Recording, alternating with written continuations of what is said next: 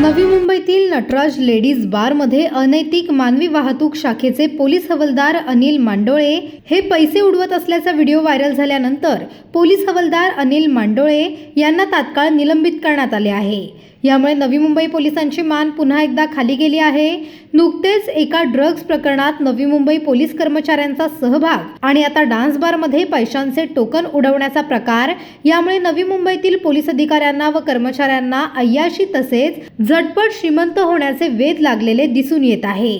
Navi Mumbai police आयुक्तालय हद्दीत ग्रामीण पनवेल, कळंबोली, खांदा कॉलनी, वाशी, बेलापूर, कोपरखैरणे, तुर्भे, रबाळे, MIDC या ठिकाणी देखील ऑर्केस्ट्रा बार अनधिकृत पद्धतीने चालत असून अनेकदा या ठिकाणी पोलीस अधिकारी व कर्मचारी बसत असल्याची खात्रीलायक माहिती मिळत आहे। जर कधी पोलीसच बारमध्ये बसून पैशांची उधळण करत असतील तर बार मालक पोलिसांना घाबरतीलच का? पोलिसांच्या कारवाया म्हणजे त्यांना मी मारल्यासारखे करतो, तू रडल्यासारखे कर, अशा प्रकारच्याच असल्याचे या प्रकारातून दिसून येत आहे।